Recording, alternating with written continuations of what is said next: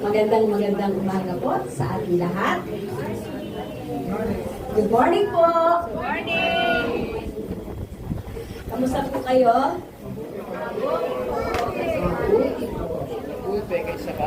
Purihin po ang Diyos. Kamusta po yung nagdaang linggo?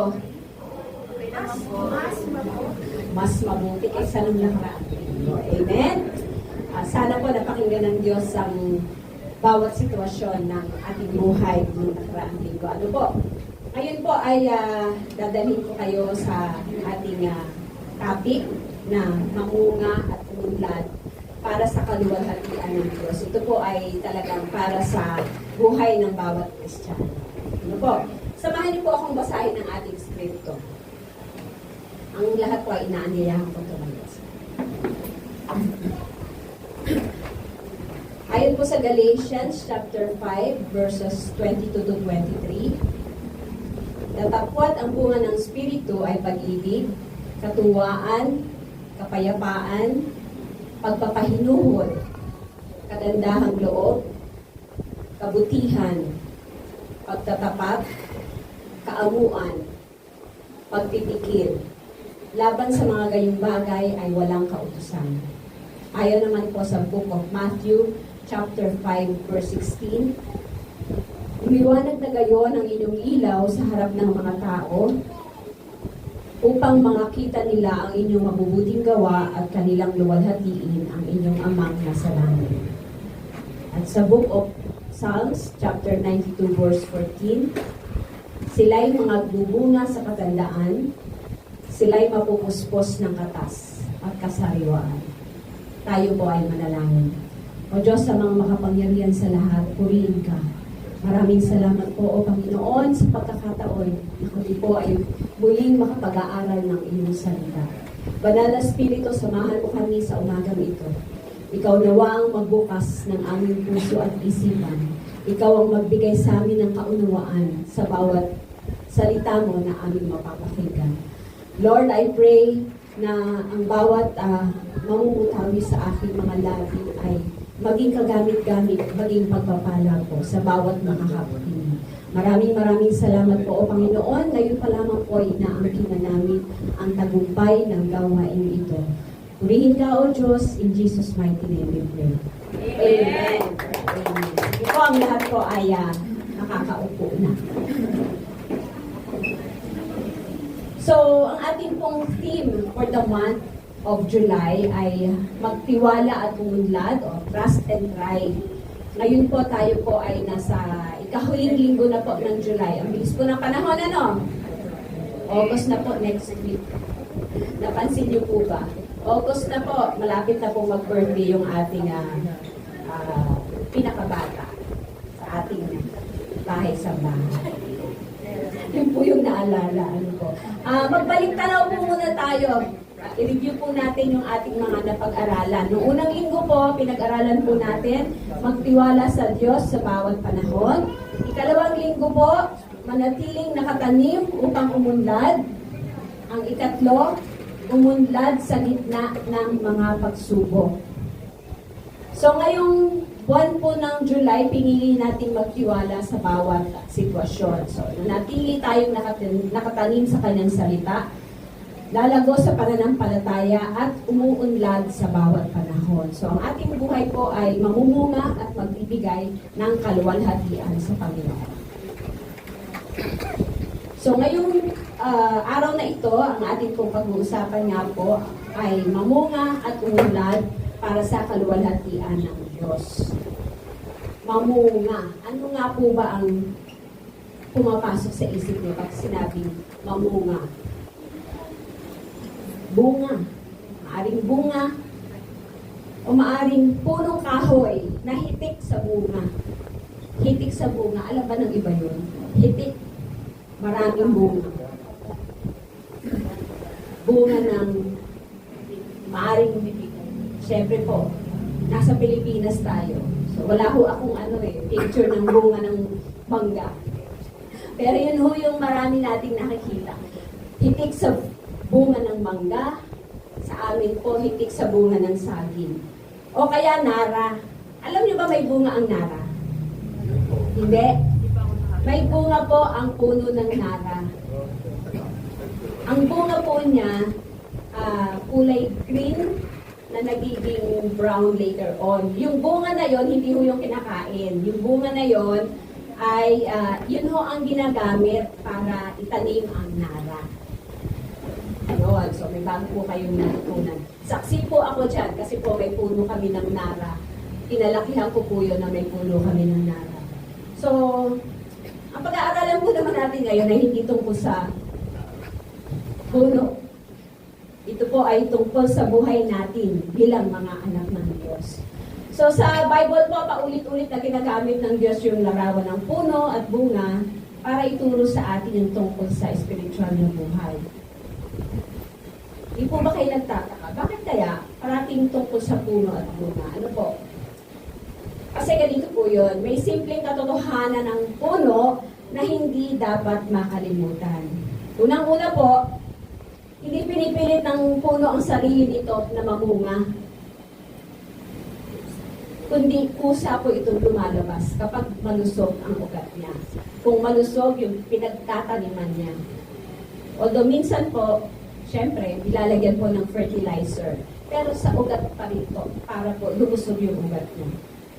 Ang ikalawa, ang bunga ay hindi para sa puno mismo. Hindi namumunga ang mangga para sa sarili niya. Amen. Amen? Hindi siya magbibigay ng bunga para sa sarili niyang benepisyo. Ito po ay para sa iba, para kainin at para ibahagi ang bunga. Ang ikatlo po, ang isang matandang puno na malalim ang ugat, maaari pa rin mamunga. Kahit anong bagyo ang dumaan dito, maaari pa rin siyang mamunga. Kahit nga po ang puno, itinumba na ng bagyo, as long as ang ugat niya nasa lupa pa rin. Tama po? Amen. Mamumunga at mamumunga pa rin yan. Kung bata pa yung puno ng mangga na yan, pwede pang itayo para ma-diretso pa rin yung puno niya. Pero yung matandang puno ng mangga, pag yan po ay itinumba ng bagyo, hinahayaan na po yan na nakatumba. At pagkatapos po, makikita nyo, yung puno ng mangga na yan, nag-uusbong ulit. So sa kanyang katandaan, sa kanyang hinaan, sinira man siya ng bagyo, tatayo po uli, o uusbong po uli yan. At patuloy siyang mamumunga. Amen? So, kapatid, tanong ko lang po. Sa ngayon po, kung titignan ng Diyos ang buhay mo, ang iyong mga salita, kung titignan ng Diyos ang iyong ugali, kung titignan ng Diyos ang iyong desisyon, makikita kaya niya ang bunga ng Espiritu? Makikita kaya niya? O baka naman, tuyot pa rin, walang laman. Tanungin din po natin ang sarili natin. Kung ako ay isang punong kahoy, ano kayang klaseng bunga ang ibinibigay ko sa mga taong nakapaligid sa akin? Ngayon po ay tatlong verses po yung gagamitin natin. Yan pong Galatians chapter 5 verse 22, Matthew 5:16 at ang aklat ng awit verse 92-14. Isa-isahin po natin. Ang una,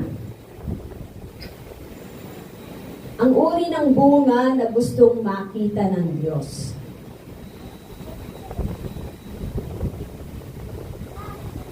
Sabi nga po sa Galatians, datapwat ang bunga ng Espiritu ay pag-ibig, katuwaan, kapayapaan, pagpapahinuhod, kagandahang loob, kabutihan, pagtatapat, kaamuan, pagpipigil, laban sa mga gayong bagay ay walang kautusan.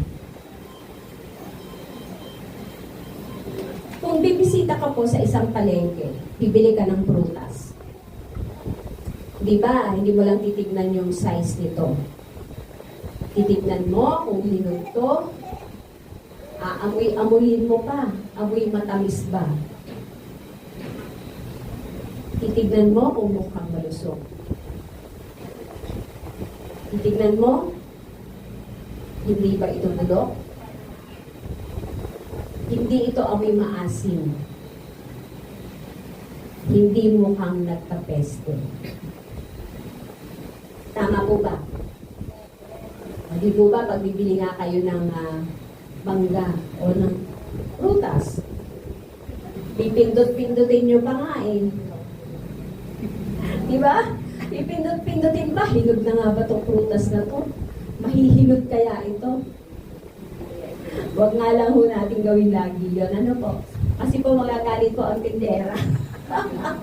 Magagalit po sigurado ang tindera dahil sasabihin niya, naku, masisira po, malalabog. Yun, malalabog po ang aking tinda. So, gaya din po natin, tinitignan po natin yung prutas na bibilhin natin.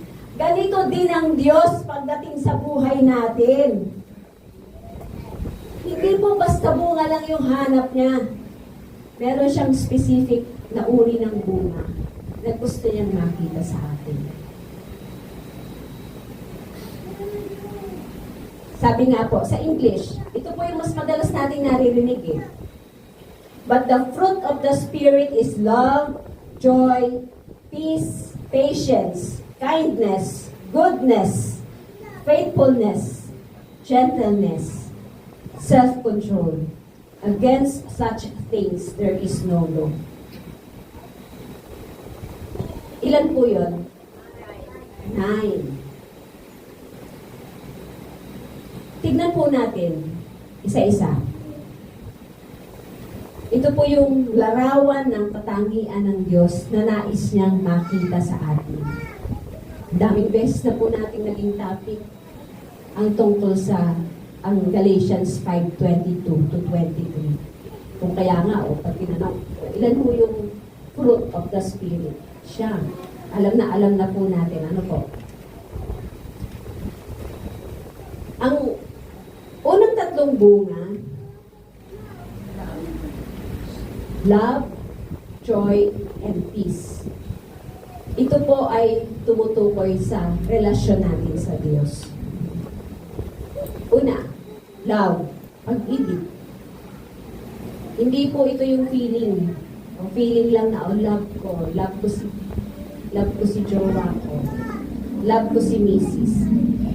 Ito po yung love. Ito yung desisyon na ibigay ang sarili para sa iba, tulad ng pag-ibig ng Diyos sa atin. Sabi nga po sa 1 John chapter 4, verse 19, tayo'y nagsisiibig sapagkat siya'y unang umibig sa atin. Ang ikalawa po, kagalakan or joy. Hindi po ito nakadepende sa circumstances. Ang joy na tinutukoy po dito, yung joy na galing sa banal na spirito. Kaya patuloy itong nananatili kahit sa hirap man. Ang ikatlo po, peace, kapayapaan. Ano nga ba yung peace? Hindi lang po ito yung kawalan ng problema. Peace, yung nakakatulog ka. Kalmado ang puso kahit sa gitna ng bagyo. Kalmado ka dahil alam natin na hawak ng Diyos ang lahat. Amen? So kung tinatanong ng Diyos, anak, mahal mo ba ako talaga? Higit sa lahat. Anak, masaya ka ba sa akin? Kahit walang pera, kahit nawalan ka ng trabaho, kahit walang katiyakan ng bukas. Anak, mapayapa ka ba kahit sa gitna ng lahat ng problemang ito? Kapatid, Ano kaya ang sagot ng buhay mo? Ang ikalawang tatlong bunga, patience, kindness, goodness. Ito po yung tumutukoy sa relasyon natin sa kapwa.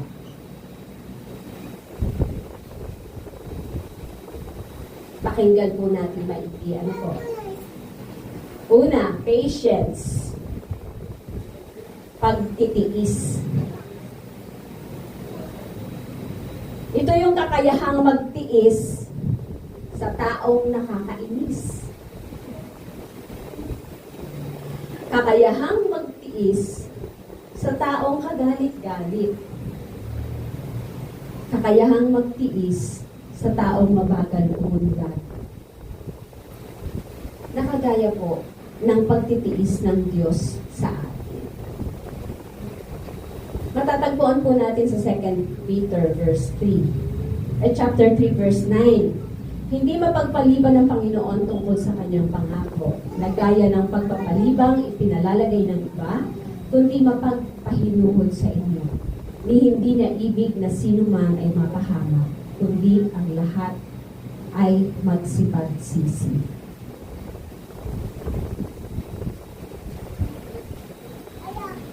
Magtitiis po tayo, gaya ng pagtitiis sa atin ng Panginoon. Ang ikalawa po, kindness o kabaitan. Ito po yung kusang loob na pagtulong at pag-aalaga sa iba. Hindi lang po basta hindi ka makapanakit, mabait ka na. Ang sumunod po, goodness o ang kabutihan. Ito yung pagsasagawa ng tama kahit walang nakakaalam. Paggawa ng tama kahit walang nakakakita. Kahit walang CCTV. Paggawa ng tama kahit walang inaasahang reward o walang gantimpala. Amen? Amen. Kasi po ang tunay na sukatan ng pagbunga natin ay hindi kung gaano tayo mabait sa mga taong mahal natin, kundi gaano tayo mapagtiis, gaano tayo kabait, gaano tayo kabuti sa mga taong mahirap mahalin. Sino po kaya sila? Siya kaya yung boss mong masyadong mainitin yung ulo. Siya kaya yung kapitbahay mong madaldal. Kapitbahay mong maingay. O kaya siya yung kamag-anak mo na palahiran.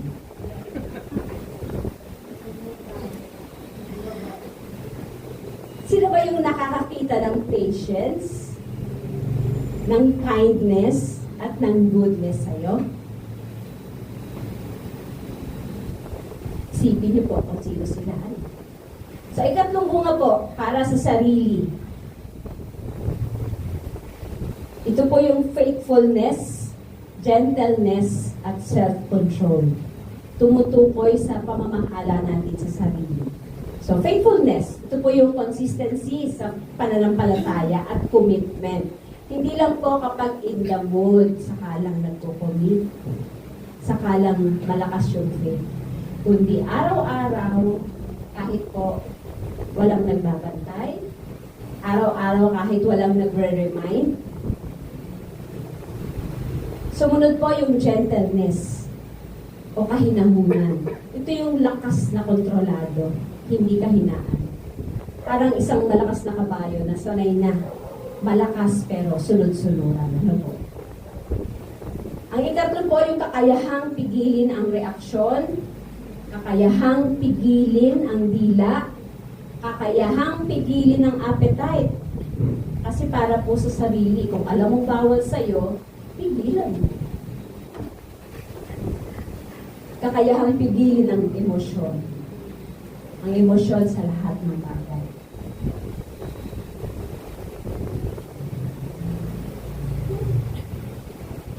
sasabihin niyo, ang kulit-kulit ni Sister Rose, lagi nang pinag-uusapan yan. Itanong po natin sa sarili natin kung bakit po kaya paulit-ulit tayong pinaaalalahanan ng banal na Espiritu. Kayo po ang makakasagot nun. Pansinin po natin, sa Tagalog po ang sabi, ngunit ang bunga ng Espiritu. Hindi po niya sinasabing, ngunit ang mga bunga ng Espiritu. Sa English, and the fruit of the Spirit. Hindi po sinasabi na, and the fruits of the Spirit. Bakit po? Kasi, iisa lang ang fruit, hindi fruits. So, ibig sabihin po, hindi pwede na meron akong joy at kindness, pero wala akong patience o self-control. Hindi po pwedeng sabihin, okay na yan. Meron naman akong joy at kindness. Huwag na yung patience o self-control. Kundi ang hanap po sa atin ng Diyos, ang siyang nakatangiang ito bilang isang bunga. So parang isang diamante na iba't ibang mukha o iba't ibang side na kapag ang Espiritu Santo naman ang namamahala, lahat ito unti-unting lalabas. Maaring magkasabay, maaring magkakaiba po ng antas. So, ang mahalagang tandaan po dito, ang fruit of the Spirit ay hindi fruit of effort. Hindi po fruit of gawa. So, hindi ito pwedeng pilitin kung gawin. So, ang bunga ng resulta ay ang malusog na relasyon sa puno o sa banal na Espiritu Santo mismo. Sabi nga po sa book of John, chapter 15, verses 4 to 5, kung kayo'y mananatili sa akin at ako'y sa inyo, gaya ng sanga na di makapagbunga sa kanyang sarili, maliban na nakakabit sa puno, gayon din naman kayo. Maliban na kayo'y manatili sa akin, ako ang puno ng ubas, kayo ang mga sanga. Ang nananatili sa akin at ako'y sa kanya, ay siyang nagbubunga ng marami, sapagkat kung kayo'y hiwalay sa akin, ay wala kayong magagawa. Pagbalik tanaw po tayo sa Bible story, ano po? Hindi ko po isa-isahin yung kwento. Kasi alam ko, mas kabisado nyo pa sa akin yung kwento. Yung kwento po ni Jose sa bahay ni Potiphar, nakasal po ito sa Genesis chapter 39. Naalala niyo yun? Amen. Oo, patayuin natin si Sister Eder, alam niya ikwento yan. Kasi po, ito po yung lagi natin narinig. Pero, pagbalik tanawan po natin, di po ba si Jose o si Joseph, siya po yung pinagbili ng sarili niyang kapatid. Tinala siya sa Egypt. Naging katiwala po siya sa bahay ni Potiphar. Gandang lalaki ni Joseph. Ang gandang babae din ang umaakit sa kanya. Sabi po sa Biblia, araw-araw siyang tinutokso. Siyempre, bata pang lalaki, malayo pa sa pamilya, perfecto sanang sitwasyon yun para gumawa ng kasalanan.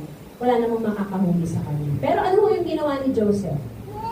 Tumakbo siya palayo. Iniwan niya pa yung damit niya sa kamay ng babae. Bakit po?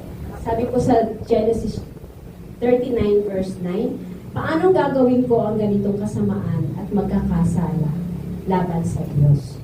So doon po makikita natin yung pagpipigil sa sarili. Self-control at faithfulness.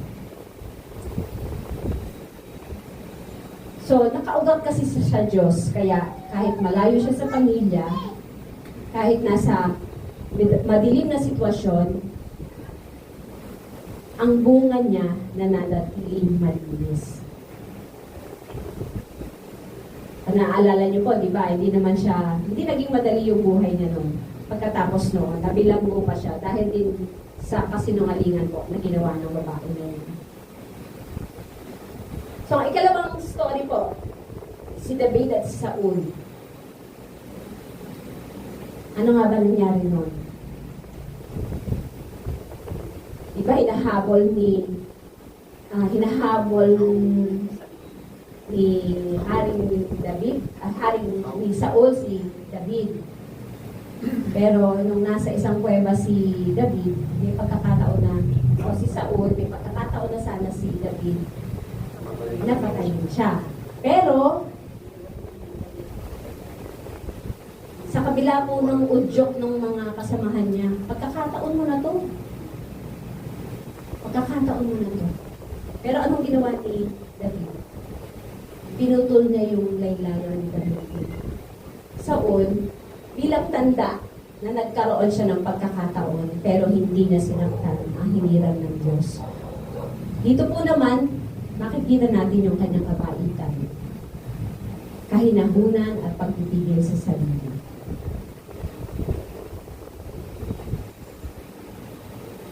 Kaibigan, ang bunga ng Espiritu lalong lumalabas sa panahon ng tukso, sa panahon ng injustice o matinding pressure. Madali po magmukhang mabait kapag walang problema. Tama po ba?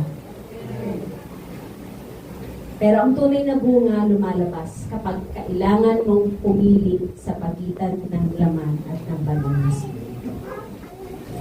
Amen. So, ang Diyos po hindi humahanga sa dami ng activities natin. Hindi humahanga sa dami ng ministries natin. Ang hinahanap niya, ang uri ng bunga na sumasalamin sa kanyang sariling katangian. Love, joy, peace, patience, kindness, goodness, faithfulness, gentleness, and self-control. Piliin po natin kung ano yung bunga na pakiramdam natin kulang tayo. At ipanalangin po natin na bigyan po tayo ng sariling lakas para ang tamang uri ng bunga ang makita ng Diyos sa buhay natin. Una pa lang po yun. Dapat naman po tayo sa ikalawa. Ikalawang punto, ang layunin ng ating pamumunga. Dito po papasok naman ang tanong, bakit ba tayo dapat mamunga? Para saan? Ayon nga po sa Book of Matthew, chapter 5, verse 16, kaya dapat sumikat ang liwanag natin sa harap ng mga tao, ay para makita nila ang mabubuti nating gawa at maparangalan nila ang ating amang nasa langit. So ito ho yung mahalagang bagay na dapat nating maintindihan. Hindi tungkol sa atin ang pamumunga. Hindi tungkol sa atin ang pamumunga natin. Hindi ito para maging popular tayo, para tayo mapuri, o para tayo umasenso lang para sa sariling kapakanan. Ang end goal po, isa lang, ang kaluwalhatian ng Diyos. Kaya sabi nga ng topic natin, mamunga at umunlad para sa kaluwalhatian ng Diyos. Isipin po natin, bakit ba nagtatanim ang isang magsasaka? Hindi para lang tumubo ang punong kahoy. Hindi lang para maging maganda ang paligid, maging maganda ang tanawin. Mas malinaw po yung layunin na kaya siya nagtatanim para umani ng bunga na makakain, maibebenta at makakatulong sa iba. Amen? Pero kung may puno na tumutubo pero walang bunga, wala itong silbi sa magsasaka. So kahit paano pa yung kalabo, gaano kami kaganda. So ganito rin tayo bilang mga Kristiyano. Hindi tayo tinawag ng Diyos para lang maging mabuti o para lang maging active sa church. Kundi may specific pong layunin ng Diyos sa pamumuno natin.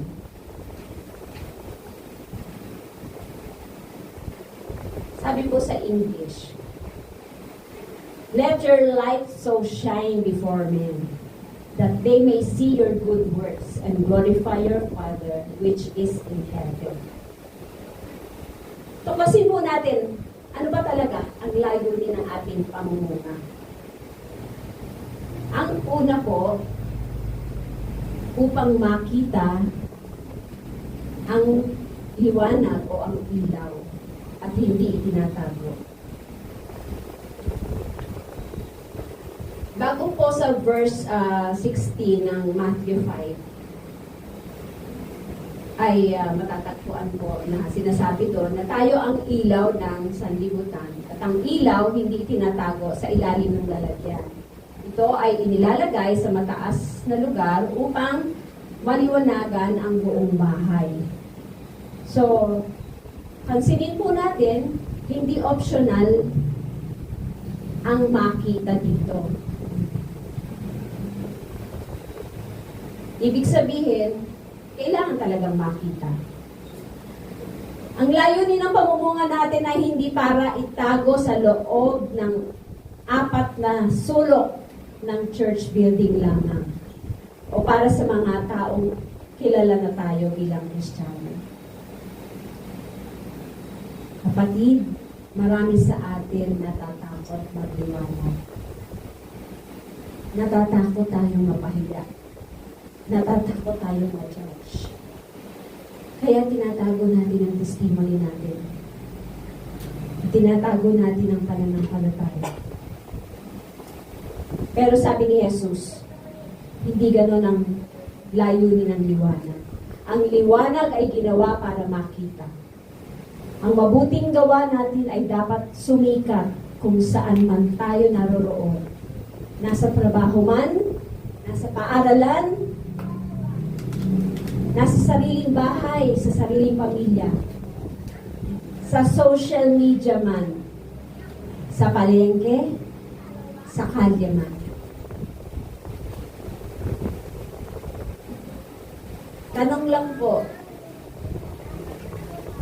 sa office mo, o sa school mo, o sa kabarangay mo, nakikita ba nila na Kristiyano ka dahil sa paraan ng pananalita mo? O dahil sa pagtrato mo sa ibang tao? Dahil sa integridad mo sa trabaho? O baka naman mas kilala ka bilang mabait lang, pero wala talagang pagkakaiba sa ibang tao?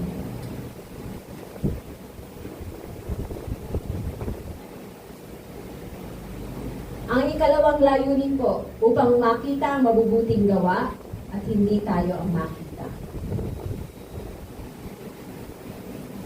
Sinabi ni Jesus na dapat makita ng mga tao ang ating mabubuting gawa.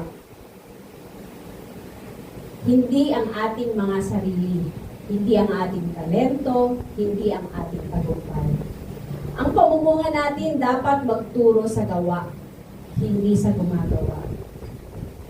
Sa madaling salita, ang mabubuting gawa ay katibayan ng transformed life, hindi performance para mapahanga ang tao. Ito yung pagkakaiba po ng tunay na fruitfulness at ng showing off. Sabi nga po sa Matthew chapter 6 verse 1, mag-ingat tayo na huwag magsigawa ng katwiran sa harap ng mga tao. O huwag magsigawa ng katuwiran sa harap ng mga tao upang kanilang makita. In other words po, huwag pakitang tao lamang. At dahil kapag ganun po ang motibo, wala tayong gantimpala. Mula sa Ama sa langit. Ang tanong po, ginagawa mo ba ang kabutihan dahil sa puso mong nagmamahal sa Diyos at sa kapwa? O dahil sa gusto mong kilalanin ka bilang mabait? O gusto mong sabihin nila na generous ka? O spiritual ka?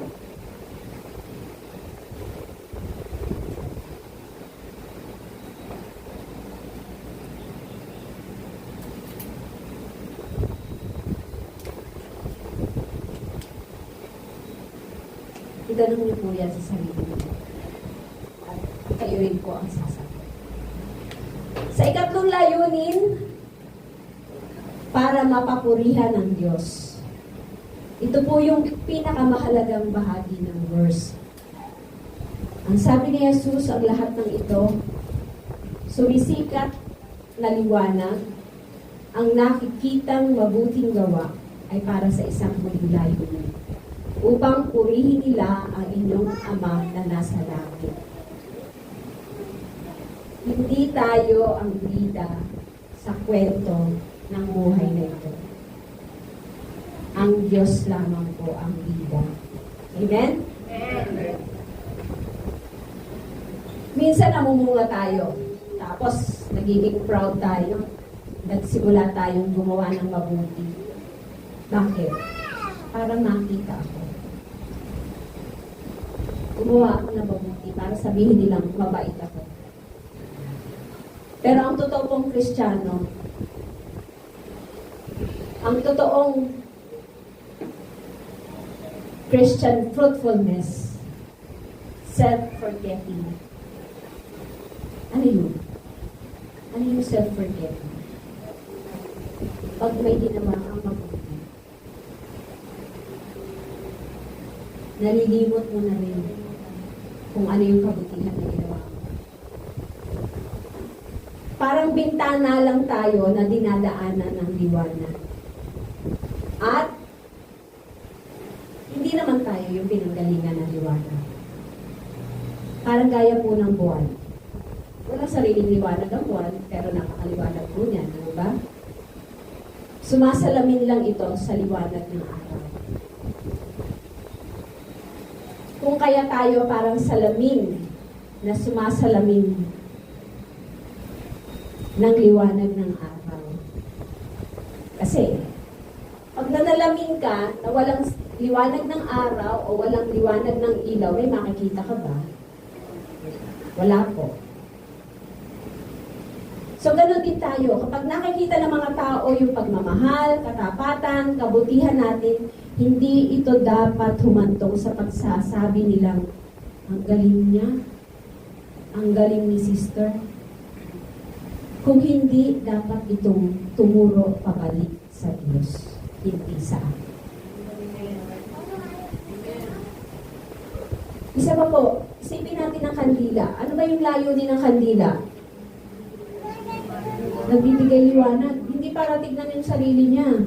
Kundi para maliwanagan ng paligid dito upang makita ng iba ang daan. So, ganun din po ang buhay natin. Ang layunin ng ating pamumunga ay hindi para mag-focus ang tao sa atin, kundi para bigyan ito ng daan patungo sa Diyos. Amen? Silipin po natin yung Bible story ni Daniel, Shadrach, Meshach, at Abednego. Ayan, sigurado, ang daming beses na nating pinag-usapan yan. Ano nga po ba yung uri ng bunga na nakita po sa kanila?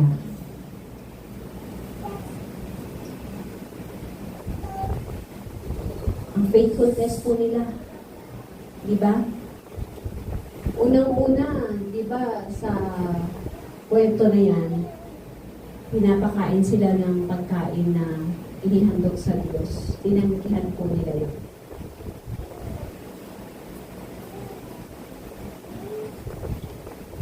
Ang sumunod naman po, yung inihulog sila sa puno ng apoy. Dito po, makikita yung kanilang integrity, yung tapang nila, at yung katapatan. Ang resulta po, naparangalan ang Diyos, hindi lang sila. Dahil di po ba ang Diyos ang nagligtas sa kanila? Nung sila ay nasa hukbo. Hindi nila ginawa yun para sa kanilang sariling kaluwalhatian. Hindi nila yun ginawa para sa sarili lang, kundi mas mahalaga sa kanila ang Diyos kasi sa sariling buhay. Ang isa pa pong Bible story, balikan niyo po yan ha. yung kwento ng babaeng taga Samaria.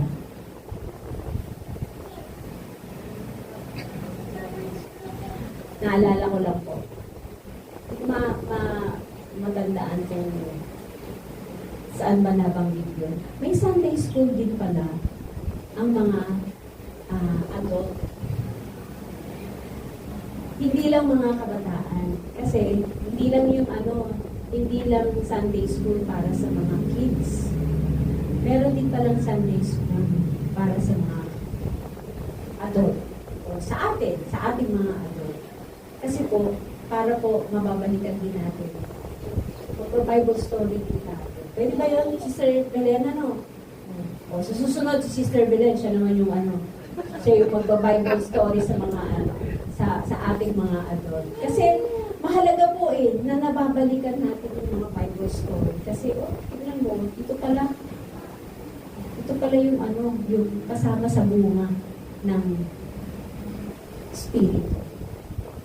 Sample lang po yun. Pero ang dami po pala. Kasi pagka nagba-Bible story, mapipilitan ko, na mag-review ng tungkol sa Bible. para tayo, Sister Annabella, sa discipleship. Napipilitan po, talaga pong mag-aaral. Si Sister Eder, matyaga po yan. Kahit po maaga, alam po, maaga natutulog dapat yan. Pero nag-a-attend po siya ng discipleship. Ayan, ano nga po ba yung kwento ng Samaritana?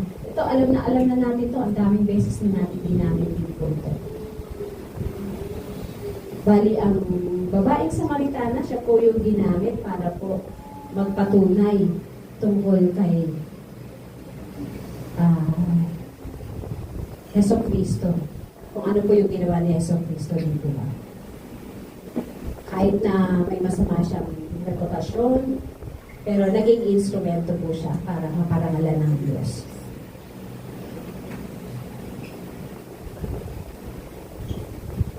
Kapatid, hindi mo po kailangan maging perfecto para maging liwanag.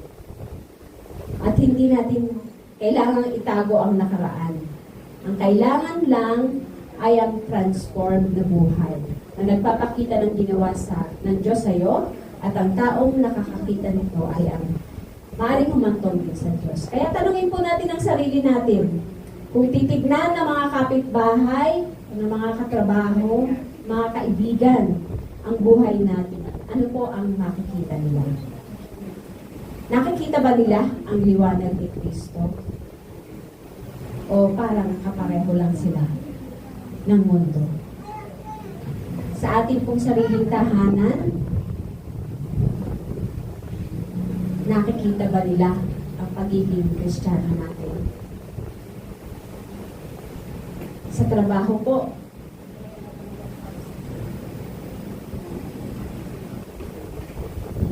tapat po ba tayo sa ating reports kahit walang nakakaalam? Sa social media, kapag nagbahagi ka ng encouragement o salita ng Diyos, hindi lang para dumami ang likes. Hindi para dumami ang heart. Ano po? Kundi para maluwalhati ang pangalan niya. Amen?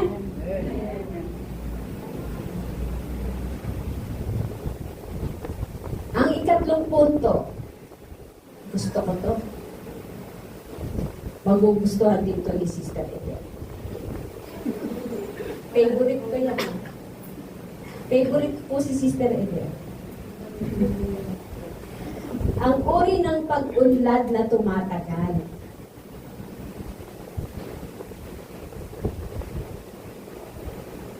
Sa Book of Psalms 92, verse 14, sinasabi na ang matwid ay mga bubunga sa katandaan. Sila'y mapupuspos ng katas at kasariwaan. In other words, patuloy na mamumunga kahit sa katandaan. Mananatili silang malusog at sariwa. Napakaganda po,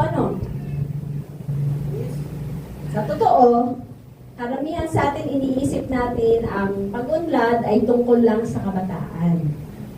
Tungkol sa lakas, tungkol sa bagong simula. Pero sabi ng Diyos, hindi humihinto ang pamumunga kahit tumatanda na tayo. Amen! Sumagot ng amen. Yung mga tumatanda talaga. Sige kayo. Ang totoo po, hindi ito depende sa edad. Hindi depende sa kalakasan ng tuhod. Hindi depende sa kalakasan ng katawan. Hindi depende sa prime years mo. Kaya kapatid, sis, bro, hindi mo pwede sabihin, lipas na ako dyan, tapos na ako dyan. Bakit po? Kasi, pagpapatatag at kasariwaan na ito ay nagmumula sa ating sariling lakas. Hindi nagmumula sa sariling lakas, kundi sa katotohanan na nakatanim tayo sa bahay ng Panginoon o sa pundasyon ng Panginoon. Tingnan po natin yung buong konteksto nito mula po sa verses 12 to 15. Ang matuwid ay giginhawa na parang puno ng palma. Siya'y tutubo na parang sedro sa Libano. Sila'y nangatatag sa bahay ng Panginoon. Sila'y giginhawa sa mga looban ng aming Diyos. Ulitin po natin ang verse 14. Sila'y mga bubunga sa katandaan. Sila'y magpupuspos ng katas at kasariwaan. Verse 15, upang ipakilala na ang Panginoon ay matuwid. Siya'y aking malaking bato at walang kalikuan sa kanya. Pag-usapan po natin kung ano nga po ba yung uri ng pag-unlad na tumatagal. Ito po yung growth or development that lasts. Ang totoo po, may mga bagay na mabilis lumago pero mabilis din mawala. Halimbawa po, may viral na trend sa social media. Biglang sikat, biglang uso, pero pagkalipas lang na isang linggo, wala na, kalimutan na. Meron din po tayong ganitong pag-unlad. Alam po ba niyo yun? Halimbawa po nito, biglang sipag sa pagsimba, biglang commitment sa Bible reading, biglang sipag sa evangelism, pero pagkalipas ng isang linggo o ilang linggo lang, nawawala na. Pero ang salita ng Diyos, may ibang uri ng pag-unlad na inilalarawan. They still bear fruit in old age. They are ever full of vigor and green. Ang tanong ngayon, ano nga bang pagkakaiba ng pag-unlad na pansamantala lang sa pag-unlad na tumatagal, hanggang katandaan, hanggang sa huling hininga po ba? Tuklasin po natin.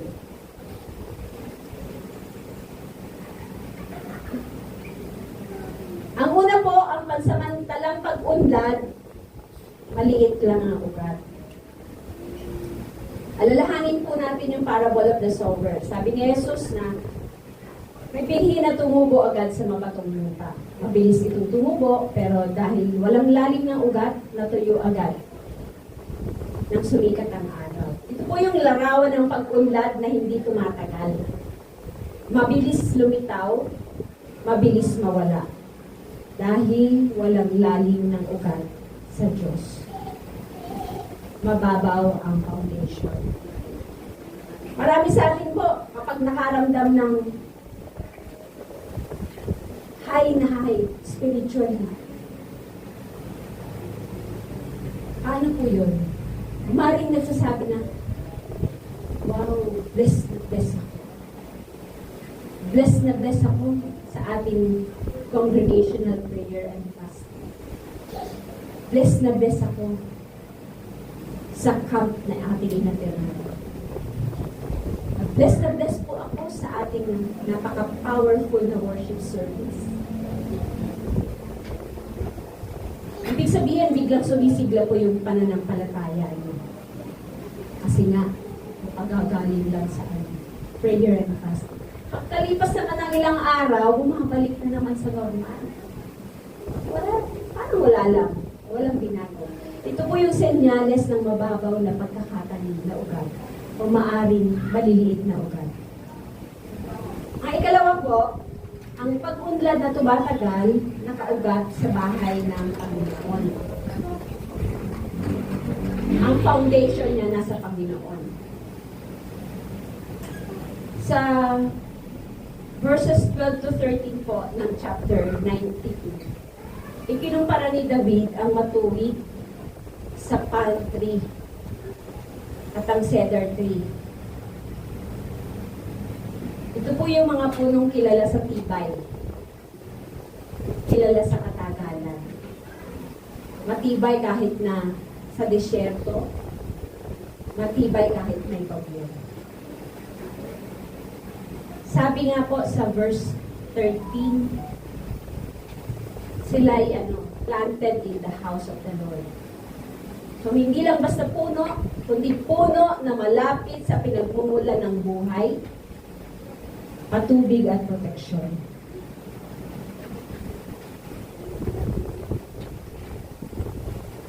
Ang uri po ng pag-unlad na tumatagal, may tatlong katangian.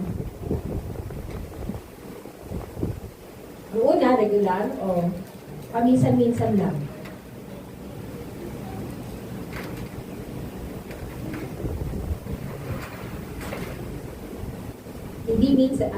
Hindi paminsan-minsan, kundi kasi siya yung punong laging may access sa tubig.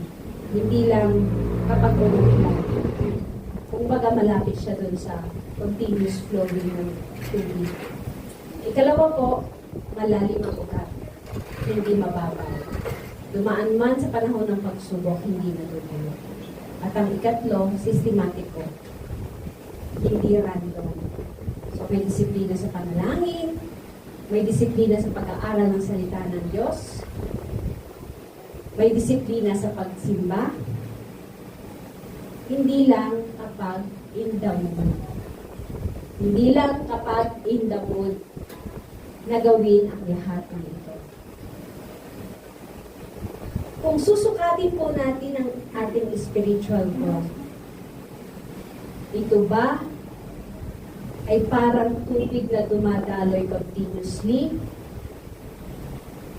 o parang ambon na bumabagsak paminsan-minsan?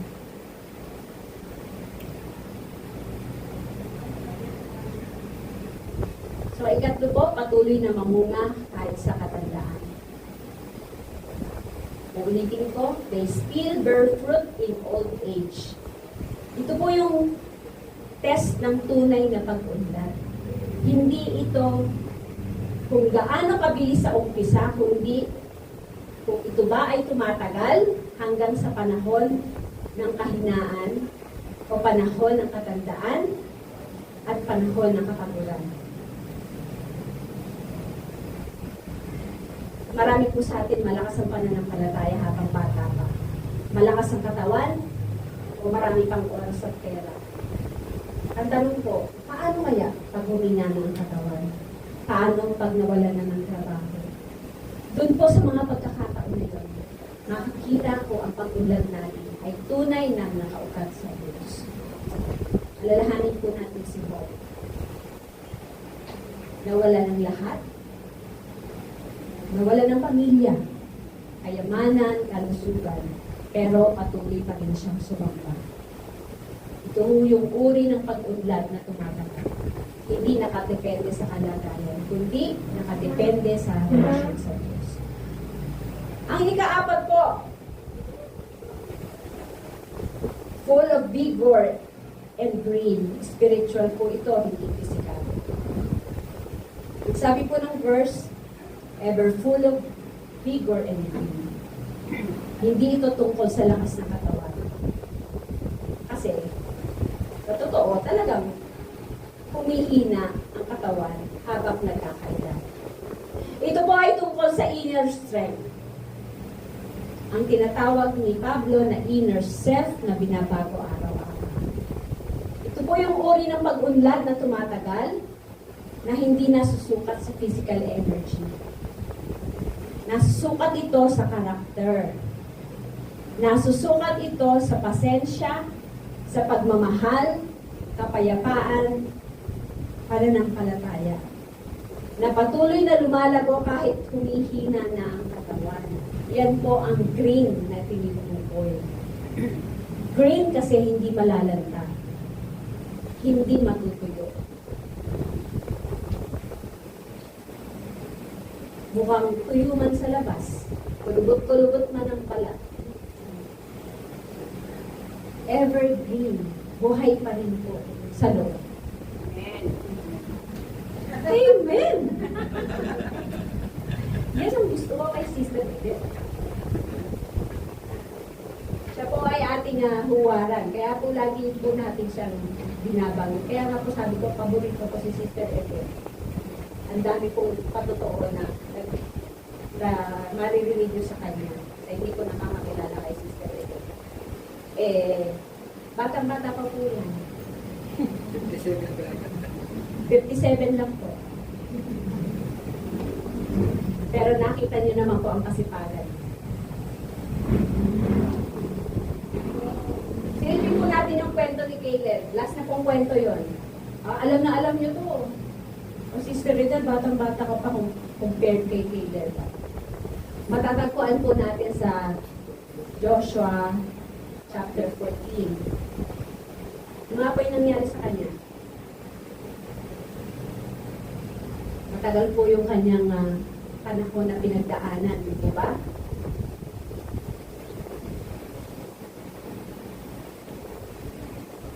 $40 years sila na nasa desierto.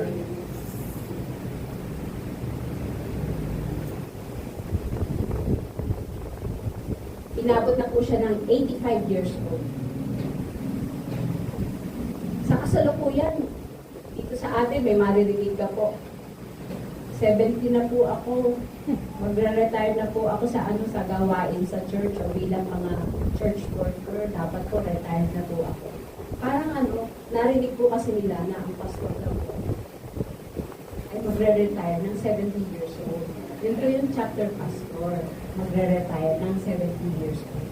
Kaya po, may nagsasabi na din daw po na mag-retire na po ako bilang presidente po ng Men's Council kasi po 70 years old na po ako. Si Caleb nga po, 85 years old Ano pa ang hinihingi niya? Ano sabi niya? Hindi siya humingi ng pahinga. Anong sinabi ni Caleb? Bigyan niyo ako ng bundok na puno ng mga higante para sakupin pa. O, di ba? Nakuha niya po yung Hebron. So si Caleb hindi humina sa katandaan dahil ang lakas niya hindi nagmumula sa sariling katawan. Ito ay nagmula sa kanyang buong pusong pagsunod sa Diyos. Sapagkat lubos niyang sinunod ang Panginoon, ang Diyos ng Israel.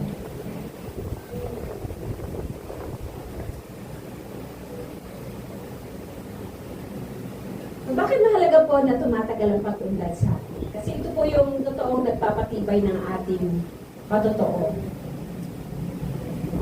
Ang layunin ng lahat ng ito, ang sabi po sa verse 15, to declare that the Lord is upright. So isang buhay na consistent.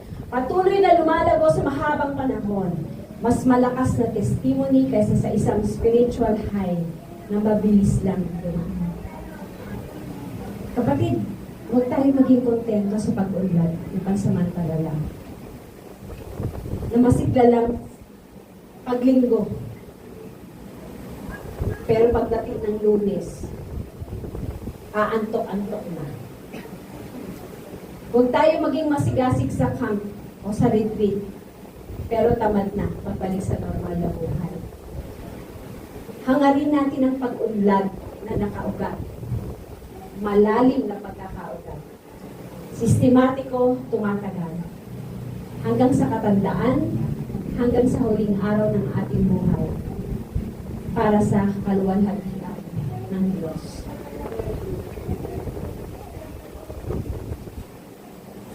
Kapatid, kung sa tingin mo, huli na ang lahat para sa'yo,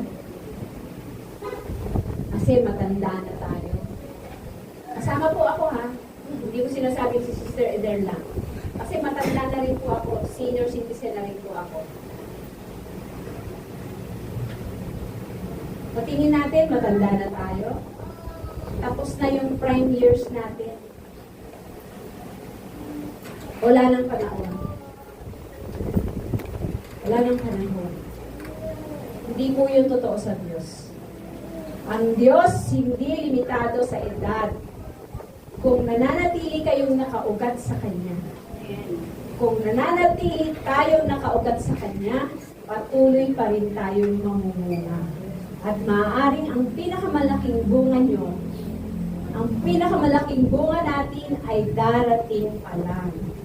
So the best is yet to come. Diyan po natatapos ang ating mga Bible stories.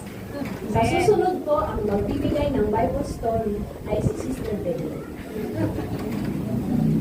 Sige po. Balikan po natin yung tatlong verses na atin pong binanggit. Ang Galatians chapter 5 verses 22 to 23, kung saan si Jose at si David ay nagpakita ng bunga ng Espiritu na pagpipigil sa sarili, katapatan, kabaitan, sa gitna man ng tukso at injustice. Ito po yung pinag-usapan natin na uri ng bunga na nais makita ng Diyos sa atin. Ikalawa naman po sa Matthew chapter 5 verse 16, yung tungkol po sa kwento ni Daniel at ng mga kapatid niya, at ang kwento ng babaeng Samaritana. Nagpakita naman po ng liwanag na humantong sa pagpupuri sa Diyos. Ang ikatlo po, Awit chapter 92 verse 14, si Caleb ay nagpatunay na ang pag-unlad ay hindi humihinto sa katandaan, kundi patuloy hanggang nakaugat tayo sa Diyos. So, ang pag-unlad na tumatagal. Kaya, pagsamasamahin po natin, ang Diyos ay tinatawag tayong mamunga ng katangian ni Kristo. Hindi para sa sarili, kundi para sa Kanyang kaluwalhati. At ang klase ng pag-unlad na ito ay tumatagal habang buhay. Dahil galing ito sa Kanya, hindi sa atin. Ang lahat po ay inaanyayahan ko tumayo.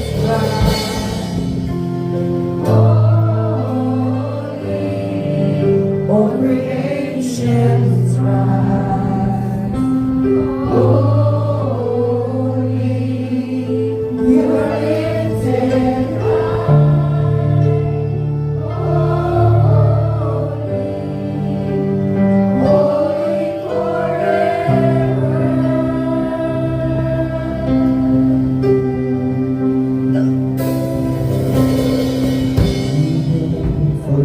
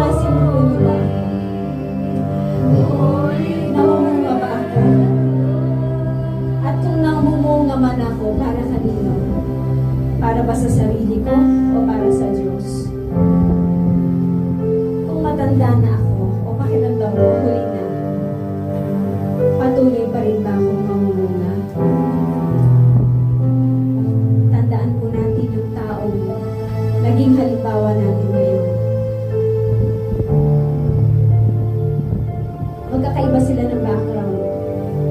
May isang alipin, mga bihag, babaeng nasa madilim na karaan, at isang matandang lalaki.